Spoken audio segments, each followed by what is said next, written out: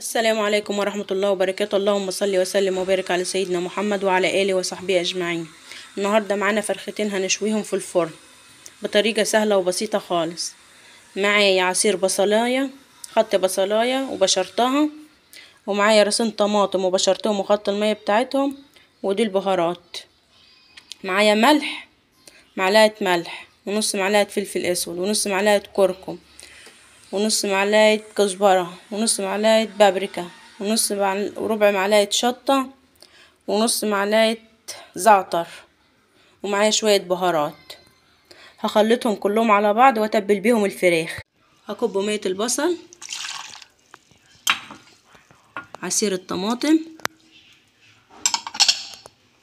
البهارات كلها اللي احنا قلنا عليها،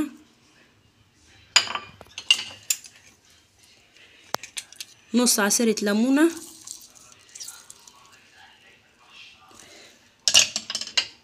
نقلبهم كلهم مع بعض كده.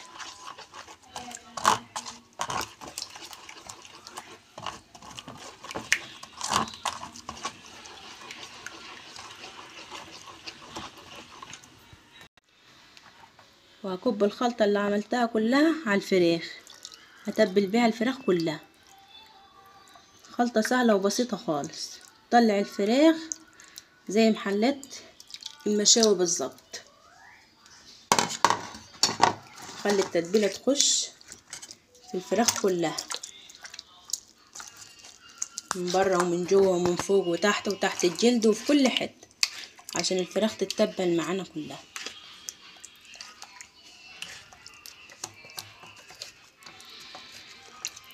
كل حتة لازم الفرخة تتبل في كل حتة.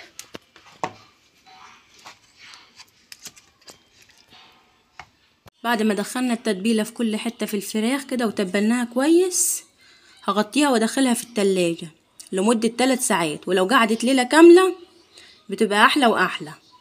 كده انا هغطيها وادخلها التلاجة لمدة 3 ساعات. طلعنا الفراخ وقعدت 3 ساعات معانا في التلاجة. هحطهم على الشواية وادخلهم الفرن.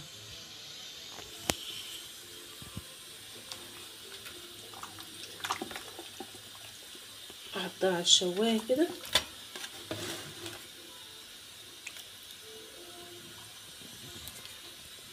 احط الاتنين على الشواية وادخلهم الفرن. حطيتهم على الشواية اهو، قفلتها وهدخلهم على طول على الفرن. الفرن يكون سخن قبلها بربع ساعة عشان يخش على السخون على طول.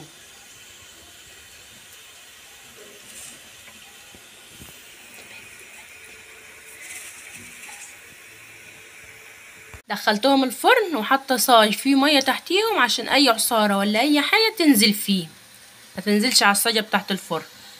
الفراخ معايا في الفرن اهي بتستوي وشغاله وزي الفل.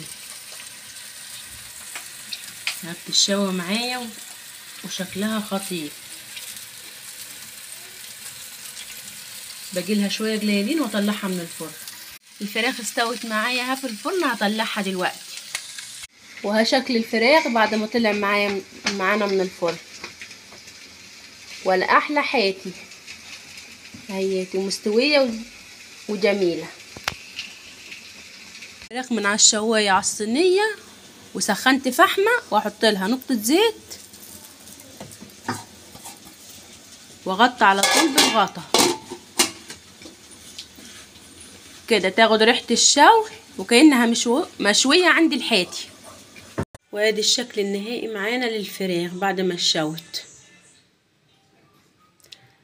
لو عجبكم الفيديو ما تنسونيش باللايك والاشتراك في القناه عشان يوصلكم كل جديد، وفعلوا الكل.